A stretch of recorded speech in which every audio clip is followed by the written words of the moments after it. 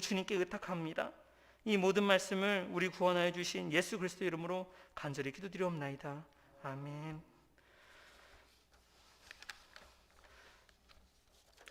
오늘 하나님의 말씀은 신약성경 요한복음입니다. 신약성경 요한복음 21장 15절에서 23절 말씀입니다.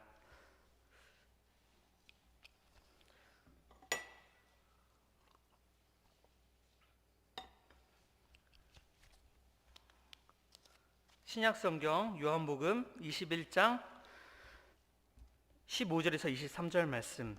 제 성경은 신약성경 158면이라고 되어 있습니다. 찾으셨다면 우리 다 같이 합독하겠습니다. 15절. 그들이 조반 먹은 후에 예수께서 시몬 베드로에게 이르시되 요한의 아들 시몬아 내가 이 사람들보다 나를 더 사랑하느냐 하시니 이르되 주님 그러나이다. 내가 주님을 사랑하는 줄 주님께서 아시나이다. 이르시되 내 어린 양을 먹이라 하시고 또 두 번째 이르시되 요한의 아들 시몬아 내가 나를 사랑하느냐 하시니 이르되 주님 그러나이다. 내가 주님을 사랑하는 줄 주님께서 아시나이다. 이르시되 내 양을 치라 하시고 세 번째 이르시되 요한의 아들 시몬아 내가 나를 사랑하느냐 하시니 주께서 세 번째 내가 나를 사랑하시느냐 하심으로 베드로가 근심하여 이르되 주님 모든 것을 아시오매 내가 주님을 사랑하는 줄을 주님께서 아시나이다. 예수께서 이르시되 내 양을 먹이라. 내가 진실로 진실로 내게 이르노니 내가 젊어서는 스스로 띠띠고 원하는 곳으로 다녔거니와 늙어서는 내 팔을 벌리리니 남이 내게 띠띠우고 원하지 않아야 하는 곳으로 데려가리라. 이 말씀을 하심은 베드로가 어떠한 죽음으로 하나님께 영광을 돌릴 것을 가리키심이로라. 이 말씀을 하시고 베드로에게 이르시되 나를 따르라 하시니 베드로가 돌이켜 예수께서 사랑하시는 그 제자가 따르는 것을 보니 그는 만산 예수의 품에 의지하여 주님 팔은 자가 누구 오니까 묻던 자더라.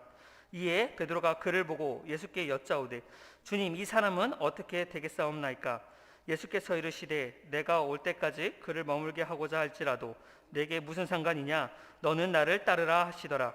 이 말씀이 형제들에게 나가서 그 제자는 죽지 아니하겠다 하였으나 예수의 말씀은 그가 죽지 아니하겠다 하신 것이 아니라 내가 올 때까지 그를 머물게 하고자 할지라도 내게 무슨 상관이냐 하신 것이라라. 아멘.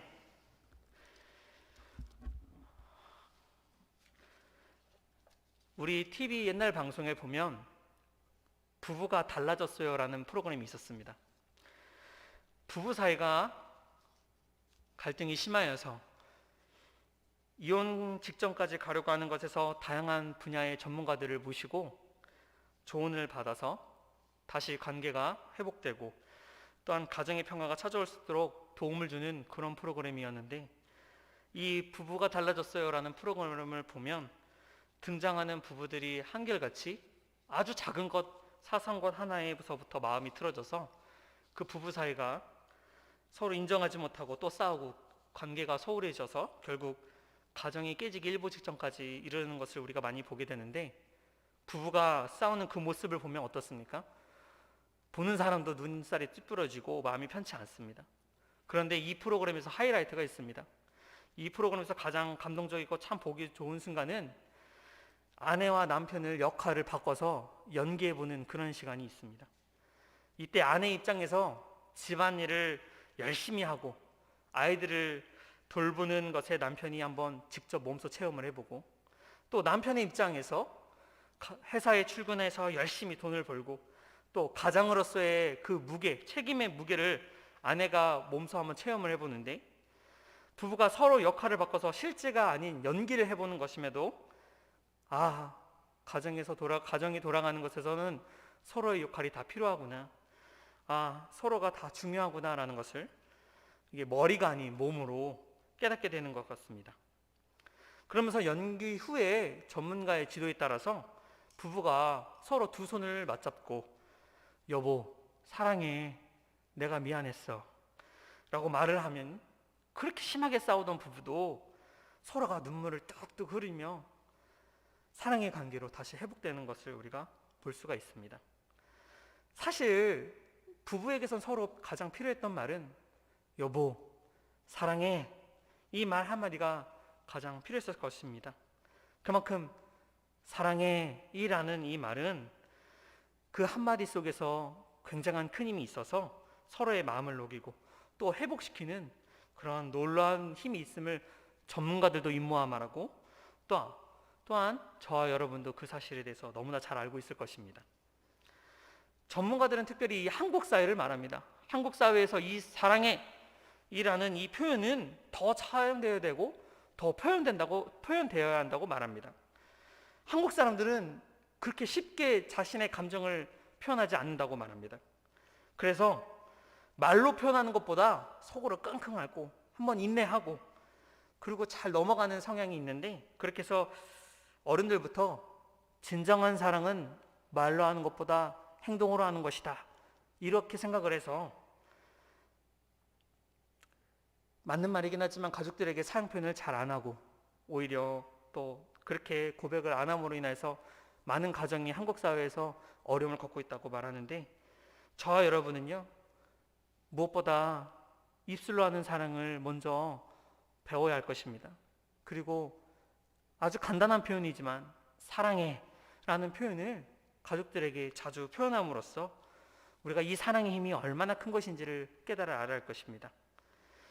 오늘 저와 여러분이 본 이 요한복음 21장은 부활하신 예수님께서 제자들에게 나타나시고 또 베드로와 나눈 진솔한 사랑의 대화가 담겨있는 그러한 장입니다. 과거 예수님께서 십자가에 달려 돌아가시기 전에 제자들과 함께 마지막 만찬을 잡수실 때에 이렇게 말씀하십니다. 오늘 밤에 너희가 다 나를 버리리라. 기록된 바 내가 목자를 치리니 양의 떼가 흩어지리라 하였느니라. 이렇게 말씀을 하셨습니다. 그러자 예수님을 위하여 몸을 아끼지 않던 베드로가 주님, 저는 아닙니다. 다른 사람들은 다 주님을 버릴지라도 저는 주님을 따르겠습니다. 그것이 비록 감옥일지라도, 그것이 비록 죽음일지라도 내가 주님을 따르겠습니다 라며 다른 제자들 앞에서 예수님에 대한 그 자신의 사랑을 과시하였던 예수님의 수제자 베드로였습니다. 그러자 예수님께서는 뭐라고 말씀하셨을까요? 내 사랑, 내 고백 잘 알겠다.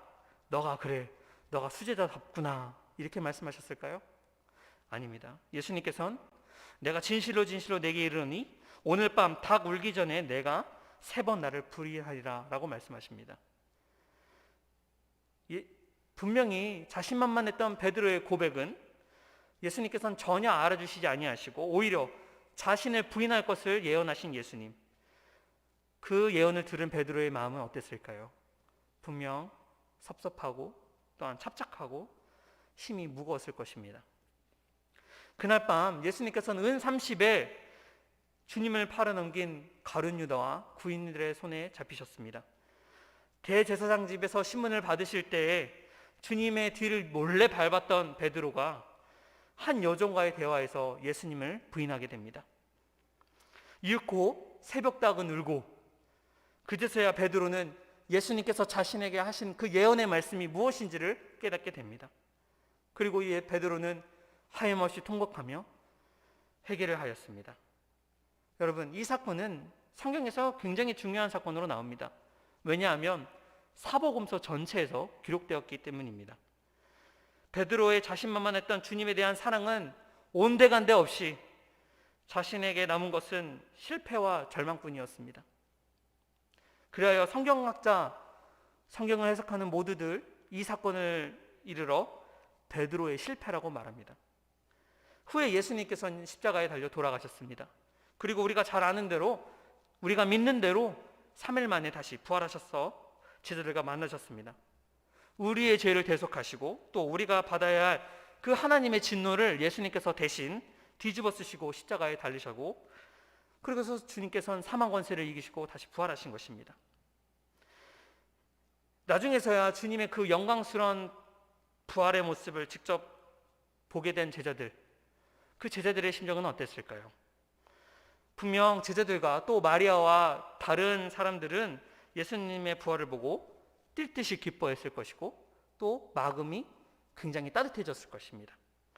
하지만 우리가 이 모든 사건을 잘 알고 있듯이 여전히 한 사람이 눈에 밟힙니다. 그가 누구겠습니까? 바로 예수님의 제자 베드로입니다. 그가 예수님을 부인했던 수제자 시몬 베드로, 그인데 왜 그럴까요? 그는 다른 제자들 앞에서 분명 내가 주님을 다른 사람보다 더 잘 따르겠다, 내가 분명 주님을 더욱더 사랑합니다, 그곳이 비록 감옥일지라도, 그곳이 비록 죽음일지라도 난 주님을 따르겠습니다 라고 그렇게 소리쳤던 제자였기 때문입니다. 그러나 정작 자신은 어땠나요? 예수님을 모른다, 3번이나 부인한 제자였기 때문에, 심지어 그는 어땠습니까? 나는 그를 모른다, 나는 당신들이 하는 소리가 도대체 무슨 소리인지 모른다, 나는 그 사람과 관련이 없다 라며 하나님께 맹세까지 한 사람입니다. 과연 그가 부활하신 예수님을 만났을 때 어땠을까요, 여러분? 분명 주님의 얼굴을 똑바로 쳐다볼 수 없었을 것입니다. 정말 주님의 그 앞에서 설 면목도 없거니와 더 이상 이렇게 말을 할 수 없었을 것입니다. 주님, 저는 아닙니다. 다른 제자들이 그러할지라도 저는 주님을 끝까지 사랑하고 주님이 비록 감옥과 죽은다 하실지라도 나는 끝까지 주님을 따를 것입니다 라고 입 밖으로 감히 나오지 못하게 되었을 것입니다. 엄청난 자괴감과 좌절감, 그리고 영적으로 굉장히 고통을 받았을 것입니다. 다른 제자들은 부활하신 예수님을 만나 뵙고 뛸 듯이 기뻐하고 예수님의 몸을 손으로 좀 만져보고 예수님을 끌어안아보고 예수님의 부활을 직접 몸소 체험해 봤을 텐데, 베드로는 분명 용기 있게 선뜻 주님 앞으로 나아가지 못했을 것입니다. 오늘 본문 저와 함께 여러분이 읽은 이 요한복음 21장의 내용은 이러한 배경을 가지고 시작을 합니다. 요한복음 21장 1장에 기록된 것처럼 예수님께서는 부활하신 후에 다시 디베라라는 호수로 향하십니다. 우리에게 익숙한 이름으로 갈릴리 바다입니다. 그곳에서 예수님은 제자들과 함께 아침 식사를 하신 후에 베드로에게 묻습니다. 오늘 본문 말씀 요한복음 21장 15절 말씀, 저와 여러분이 다 같이 한번 보시겠습니다. 21장 15절 말씀 다 같이 한 목소리로 합독하겠습니다. 그들이 조밥 먹은 후에 예수께서 시몬 베드로에게 이르시되 요한의 아들 시몬아, 내가 이 사람들보다 나를 더 사랑하느냐 하시니 이르되 주님, 그러나이다. 내가 주님을 사랑하는 줄 주님께서 아시나이다. 이르시되 내 어린 양을 먹이라 하시고. 아멘. 지금 예수님께서 시몬 베드로에게 묻습니다. 요한의 아들 시몬아, 내가 이 사람들보다 나를 더 사랑하느냐? 베드로가 답합니다. 네 주님, 제가 주님을 사랑하는 줄 주님께서 아십니다. 그리고 내 어린 양을 먹이라.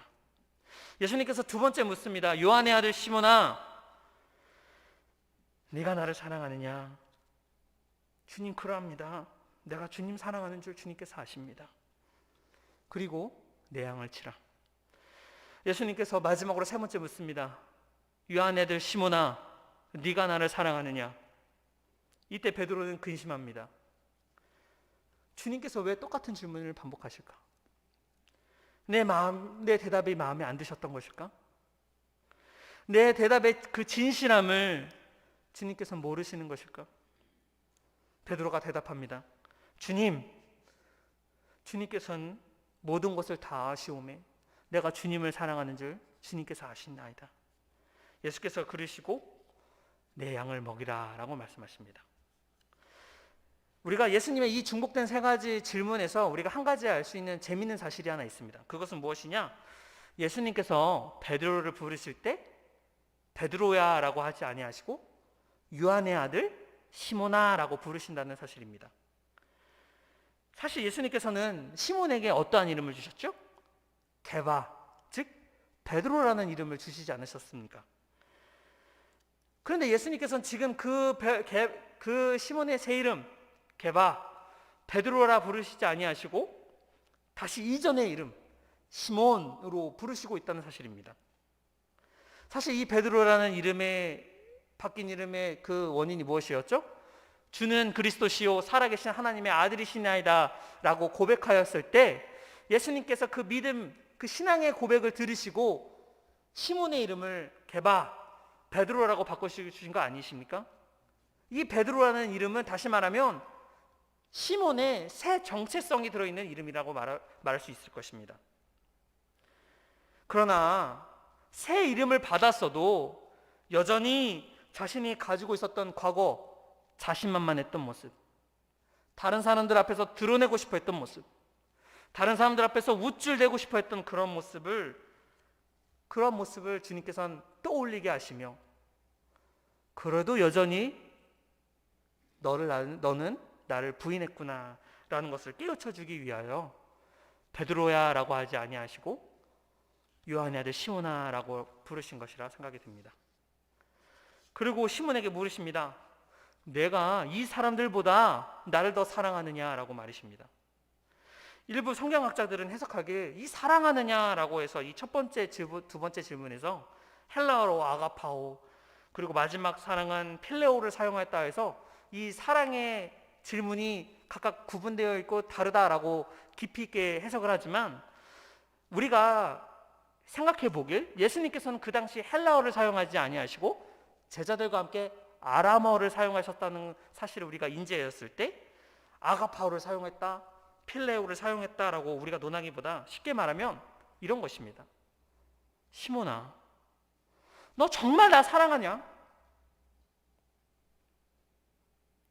이렇게 물으셨다고 우리가 여기는 것이 더 이해가 쉬울 것입니다. 예수님의 이 질문 앞에 베드로는 어땠을까요? 베드로는 분명 그 심정이 무너졌을 것입니다. 언제나 제자들 앞에서 강력한 자부심을 드러냈고, 그리고 예수님께서 가룟 유다와 군인들에게 팔려갔을 때 말고의 귀를 벤 것도 누구입니까? 바로 이 베드로였습니다. 하지만 사람의 그 마음속 깊이를 꿰뚫어 보시는 그 예수님의 그 질문 앞에 베드로는 그대로 가슴이 뻥하고 뚫려버린 것입니다.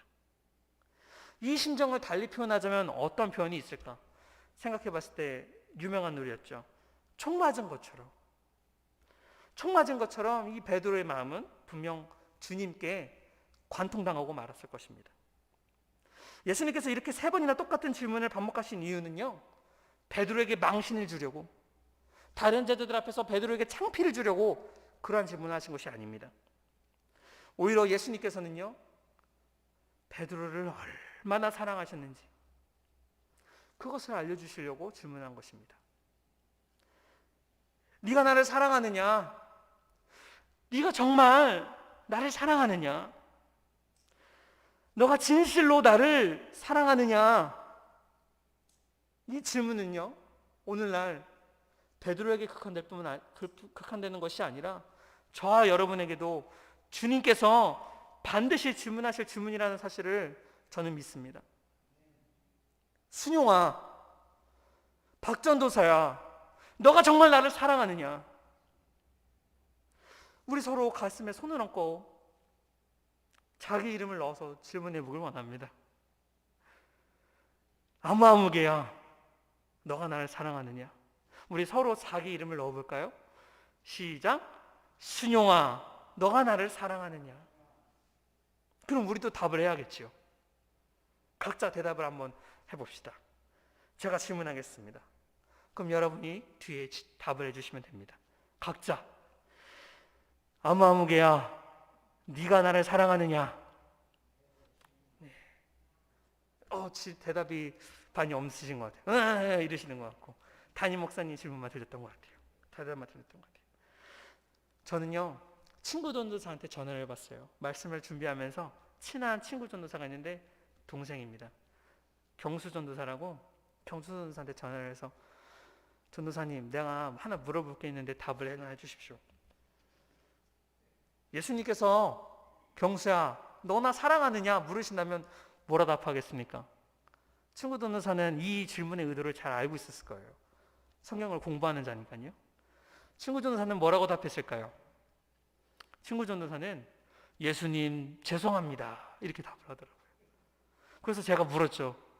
죄송합니다라고 말하는 것은 전제 조건이 예수님께서 원하시는 대답을 안 할 것이기에 죄송하다고 하는 거냐고.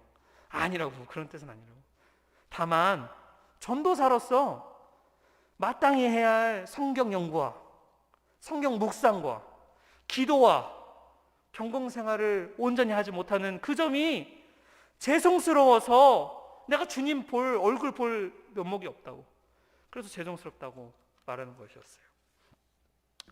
또 같은 질문을 저는 아내한테 실제로 했습니다. 아내한테 물어봤어요. 아내한테, 여보, 예수님께서 소영아, 너 나 정말 사랑하니라고 물은다면 여보 뭐라고 하겠습니까? 뭐라고 했을까요? 아내는요, 저한테 왜 그래 진짜, 그러지 좀 말라고. 그래서 저는 그랬죠. 그거 나한테 한 겁니까? 예수님께 하는 겁니까? 여러분요, 예수님께서 오늘 저와 여러분에게 안마무개야, 박전도사야, 너가 정말 나를 사랑하느냐라고 묻는다면 여러분 어떻게 대답하시겠습니까? 분명 어떠한 성도님은요, 자신 있게 예수님, 나 정말 예수님 사랑합니다, 이렇게 대답할 성도님도 계십니다. 또한 오늘 말씀처럼요, 예수님, 주님 부끄럽지만 주님께서 다 아십니다, 이렇게 대답할 성도님도 계세요. 또 심지어 어떤 성도님은요, 대답을 머뭇머뭇거리고 잘 못하실 성도님도 계실 줄 믿습니다. 오늘 예수님께서는요, 베드로에게 묻습니다. 너가 정말 나를 사랑하느냐? 그리고 세 번째 그것을 반복하여 물어보고 계신 것입니다. 예수님께서 베드로에게 이렇게 세 번 질문하신 것은요, 저는 크게 두 가지 이유로 봅니다. 그 이유에 대해서 오늘 저와 여러분이 함께 살펴보길 원합니다. 첫 번째로 예수님께서 그렇게 질문하신 것은요, 베드로의 잘못을 용서해주고 또한 베드로를 회복시켜 주시기 위하여 그렇게 질문하신 것입니다. 예수님께서 베드로에게 동일한 질문을 한 번도 아니고요, 두 번도 아니고 세 번씩이나 반복하신 것은 분명 베드로는 당황했을 것입니다.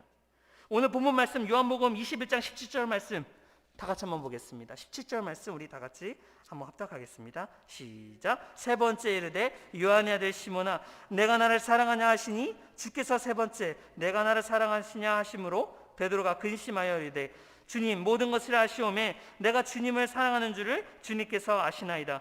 예수께서 이르시되 내 양을 먹이라. 아멘. 지금 말씀을 보면 예수님께서 물으시니 베드로가 근심하여 이르되라는 표현이 있습니다. 여기서 우리가 예수님의 질문에 대하여 베드로가 굉장히 고뇌하였다는 것을 우리가 알 수가 있는 것이죠. 베드로가 근심하게 된 진정한 이유가 뭘까요? 그 이유는 동일한 질문을 세 번이나 하시는 그 예수님의 그 모습에서 과거 자신이 예수님을 모른다 세 번이나 부인했던 그 모습이 비춰져 보였기 때문일 것입니다. 하지만 예수님께서는요, 이것을 의도하셨습니다. 베드로에게 굳이 세 번씩이나 질문하신 이유는 베드로로 하여금 과거 자신의 실패를 깨닫고 또한 그런 베드로를 그냥 정죄하고 질책할 것이 아니라 베드로를 용서하시려고 하시려는 주님의 분명한 의도에 있는 그런 질문이었던 것입니다. 누가복음에 보면 이런 말씀이 있습니다. 베드로가 말합니다. 나는 그를 알지 못한다. 세 번 부인하고 닭이 울 때에 예수님께서 돌이켜서 베드로를 바라보셨다라고 말합니다. 이 말씀은요, 누가복음 22장 16절 말씀인데, 이 말씀을 보면 쉽게 말하자면 예수님께서는요, 베드로가 부인하고 있는 그 모습을 현장에서 바라보고 계셨다는 거예요. 이런 베드로를 예수님께서 만약 용서하지 아니하시고 베드로를 괘씸하다고 여기셨다면 분명 다른 제자들 앞에서 베드로를 무시하시고, 아니 어쩌면 베드로에게 그 과거 일을 아예 꺼내시지 않으셨을지도 모릅니다. 하지만 예수님께서 베드로에게 묻습니다. 네가 정말 나를 사랑하느냐? 이것은요, 예수님께서 베드로를 먼저 사랑하셔서 하신 질문이라고 저는 믿습니다. 먼저 사랑하지 않으면서 다른 사람에게 너 나 사랑해? 라고 묻는 것은요, 그것은 위선이고 그것은 곧 가식이 될 것입니다. 하지만 사랑하는 자가 다른 이한테 너 정말 나 사랑하니? 당신 정말 나 사랑합니까? 라고 묻는 것은 당연하다는 것이에요. 예수님께서는 베드로를 너무너무 사랑하셨습니다. 그리하여 베드로에게 시몬아, 너가 나를 정말 사랑하느냐? 라고 묻은 것입니다.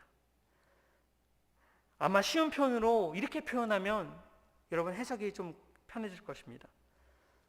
시몬아, 나는 너를 정말 정말 사랑한다.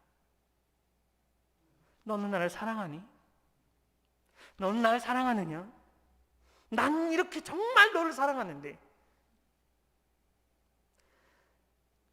이렇게 물으신 것과 그 의미가 동일할 것입니다. 분명 예수님의 그 뜨겁고 진실의 질문 앞에서 베드로는 물녹듯이 녹았을 것입니다. 마치 앞서 말씀드린 것처럼 부부가 그렇게 싸우더라도, 관계가 서운해지고 틀어졌을지라도, 여보 미안해, 여보 내가 사랑하는 거 알지? 내가 당신을 사랑합니다. 이 말 한마디에 사이가 풀어지고 회복되듯이 말입니다. 과거 다른 제자들 앞에서 과시하고 강하게 주장하였던 그 주님의 사랑이, 또한 주인을 부인하고 배신하고 부끄러움으로 가득했던 그 실패했던 그 꺼져버렸던 사랑이 주님의 그 질문으로 인하여서 다시 새 불이 활활 타고 치솟아 버리게 된 것입니다. 주님이 나를 필요로 하실 땐 정작 나는 주님을 외면했지만, 그렇지만 주님께서 나를 용서해 주시고 다시금 주님 앞에 설 수 있도록 그렇게 베드로를 회복시켜 주신 것입니다. 3번이나 부인했던 그 베드로의 모습이 예수님의 그 3번의 질문으로서 그대로 사랑으로 덮어지면서 다시 회복된 것인 줄 믿습니다. 베드로는 더 이상 실패자가 아니었습니다. 사랑은 이처럼 사람을 치유시킵니다. 베드로는 더 이상 배신자가 아니었습니다. 사랑은 이처럼 사람을 변화시킵니다. 베드로는 더 이상 부끄럽지도 괴롭지도 않았습니다. 사랑은 이처럼 사람을 자유하게 하고 바로 세우는 강력한 주님의 능력이 됩니다. 오늘 저와 여러분에게 아무개야, 박전도사야, 내가 나를 사랑하느냐라는 이 능력 있는 주님의 음성을 듣는 은혜가 저와 여러분에게 임하길 진심으로 소원합니다. 여러분, 어떠한 상처가 있든지, 어떠한 병이 있든지, 어떠한 마음의 억눌림이 있어서 괴롭던지, 그러나 이 주님의 사랑의 은혜를 받기만 한다면 모든 것이 정상적으로 흘러갈 것이고 치유될 줄 믿습니다. 교회를 오래 다녀서 내가 감흥이 없고, 내가 찬송을 듣는 것도 싫고, 부르기도 싫고, 별 감동도 없고, 인생의 재미를 못 느끼겠고, 나는 나태해졌고, 더 이상 삶이 싫고, 그런 분들도 분명 이 주님의 사랑을 경험하기만 한다면 깨끗하게 회복될 줄 믿습니다. 어떤 죄라든지, 어떠한 낙심과 실패와 좌절이라든지 상관없이 주님의 이 사랑만 경험하게 된다면 그 사람은 바로 서고 다시 일어날 줄 믿습니다. 그래서 오늘 저와 여러분은요, 더욱이 이 주님의 사랑을 사모해야 될 줄 믿습니다. 저를 한번 따라해 주시겠습니까? 주님, 내가 주님을 사랑합니다. 주님, 내가 주님을 사랑합니다. 마지막 한 번 더 따라할까요? 주님, 내가 주님을 사랑합니다. 감사합니다. 비록 부끄럽지만, 나 주님 앞에 떳떳해서 당당히 설 수 있지는 않지만, 나 주님, 정말 주님을 사랑합니다. 주님, 나의 사랑, 이 부족한 사랑, 연약한 사랑을 받아주시옵소서. 이런 고백을 통해서 주님은 들으시고 우리에게 반드시 사랑으로 응답해 주실 줄 믿습니다. 오늘도 저와 여러분은 주님, 나 주님만을 사랑합니다. 주님, 내가 주를 향한 나의 사랑을, 이 부족한 사랑을 받아주시옵소서. 오늘도 베드로처럼 주님의 사랑으로 고백하고 또 회복되어지는 우리 남부전원교회 가족 여러분들에게 주님의 이름으로 소망합니다. 둘째입니다. 예수님께서 베드로에게 그렇게 질문하신 것은요, 베드로에게 사명을 맡기시고 또한 죽기까지 따르게 하시기 위함이었습니다. 베드로의 대답에서는 예수님께서는 3번이나 명하십니다. 내 양을 먹이라, 내 양을 치라, 내 양을 먹이라. 양을 치고 먹이는 것은요, 베드로에게 베드로야 너 목회자 되라 이러는 말씀이 아닙니다. 바로 목회자, 목자의 직무를 수행하라고 말씀하신 것입니다. 그리고 분명해야 할 것은요, 이 양은 베드로의 양이 아닙니다. 바로 그리스도의 양들임을 우리는 분명히 알아야 할 것입니다. 후에 베드로는 예수님께서 명령하신 이 명령을 잘 이행하며 주님을 따르는 자들에게 자신의 말을 전달합니다. 베드로전서 5장 1절에서 4절 말씀입니다. 제가 5장 1절에서 4절 말씀 봉독해 드리겠습니다. 너희 중 장로들에게 권하노니 나는 함께 장로된 자요 그리스도의 고난의 증인이요 나타날 영광에 참여할 자니라.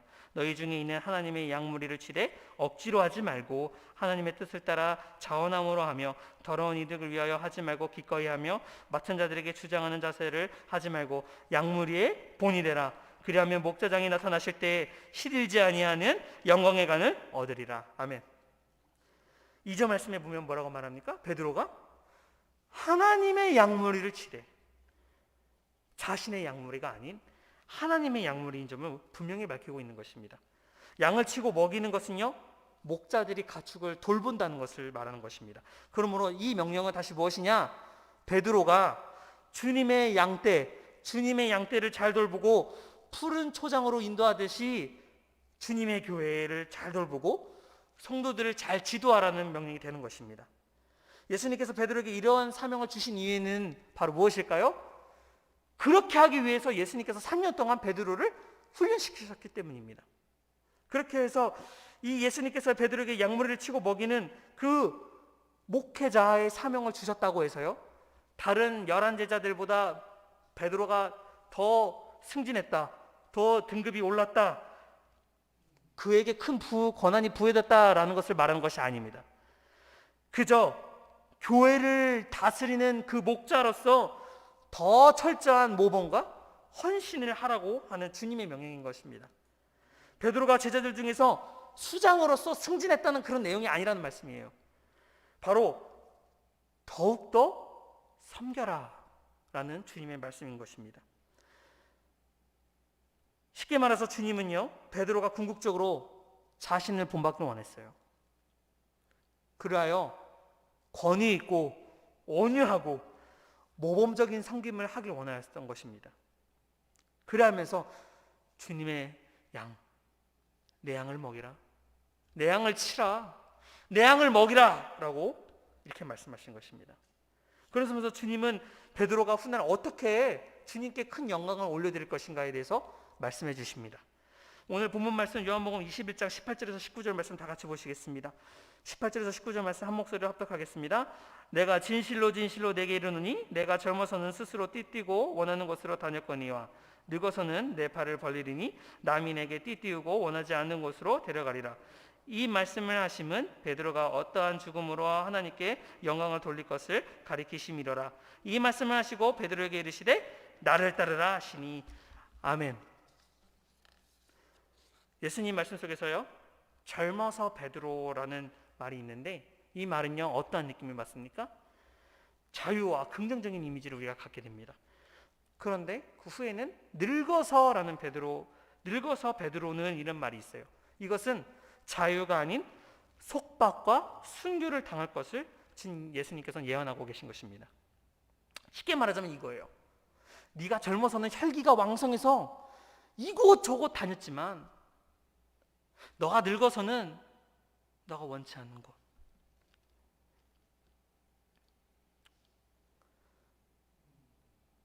순교의 자리, 나의 이름을 위하여 죽을 것이다.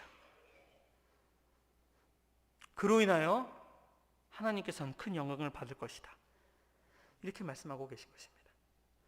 예수님은 그리고 마지막으로 분명하게 말씀하십니다. 따라해봅시다. 너는 나를 따르라.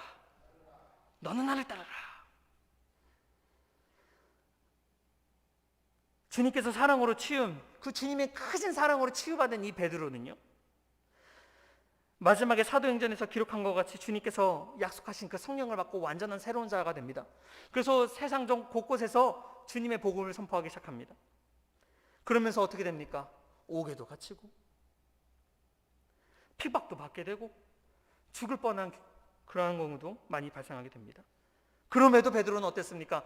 주님의 면된 교회를 잘 다스리기 위하여, 잘 인도하기 위하여 베드로는 노력했다는 것을 우리는 성경 말씀을 통하여 알 수가 있습니다. 전에 내려오는 전생에 의하면 베드로의 죽음은 어땠다고 말씀합니까? 그가 십자가에 거꾸로 매달려 죽었다라고 전생에서 내려옵니다.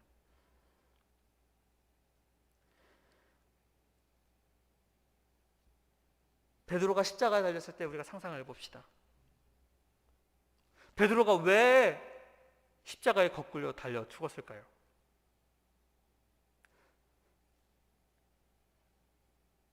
나는 과거 주님을 3번이나 부인했던 죄인입니다.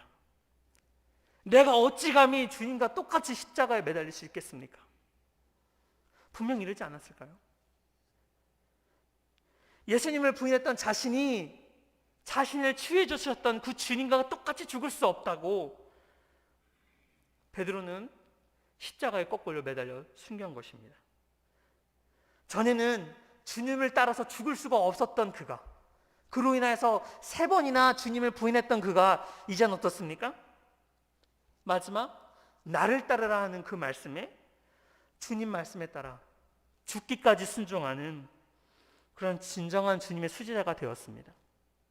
이 구절 가지고 성경학자들은 팔을 벌리고 띠를 띄운다 그래서 십자가에 돌아갈 것을 예언하셨다라고 말하는 해석도 있지만, 어쨌든 베드로가 주를 위하여 말씀대로 순교를 맞이하게 된 것은 사실입니다. 그리고 그 피의 순교는 분명 주님께 큰 영광으로 돌려졌을 것입니다. 어떻게 그가 십자가에 거꾸로 매달려 죽을 수 있었을까요? 그것은 주님을 사랑하는 마음 때문이었을 것입니다. 이렇게 주님을 위한 사랑, 주님을 향한 그 사랑은 향후 베드로가 주님의 양을 돌보는 그 목자로서, 또한 죽기까지 주님을 순종하는 그런 수제자로서 그러한 역할을 다했던 그런 주님의 크신 능력이 베드로와 함께 있었음을 저는 믿습니다. 늙어서 비록 원하지 않는 곳으로 데려간다 할지라도 베드로는 주님을 따르는 자가 되었습니다. 그가 비록 베드로뿐만 아니라 모든 제자들이 다 그렇게 피의 순교를 맞이했듯이 주님의 길은 결코 쉽지 않았고 죽기까지를 따라야 했던 그런 제자들의 길이었습니다.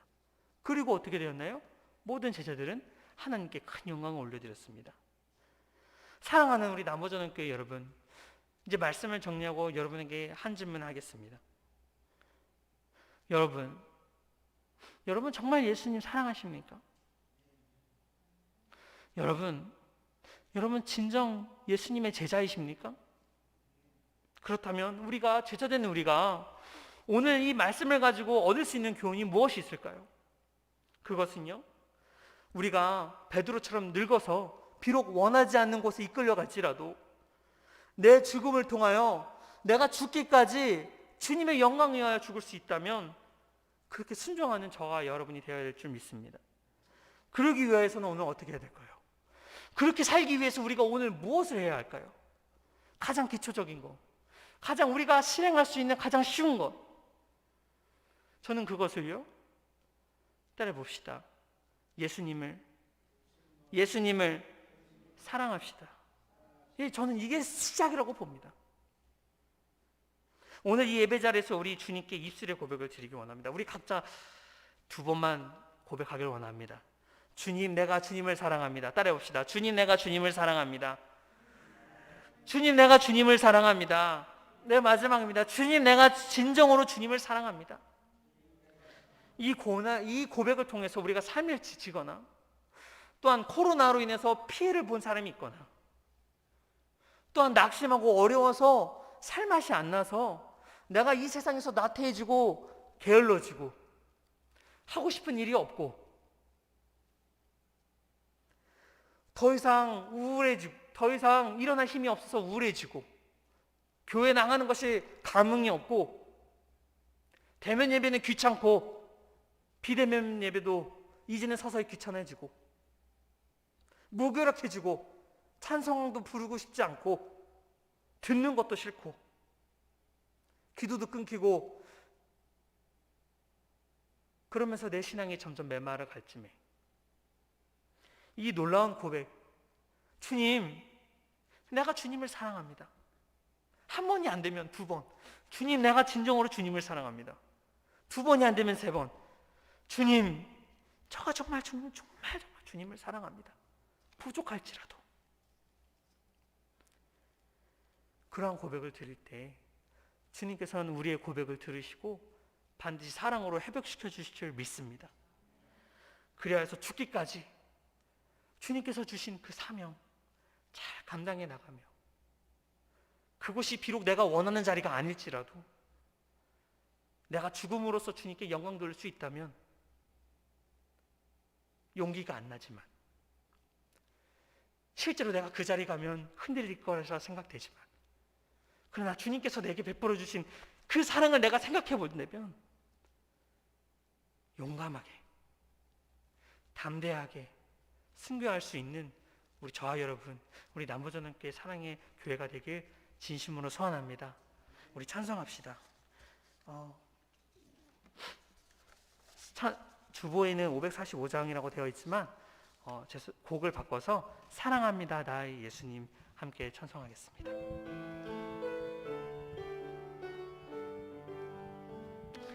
사랑합니다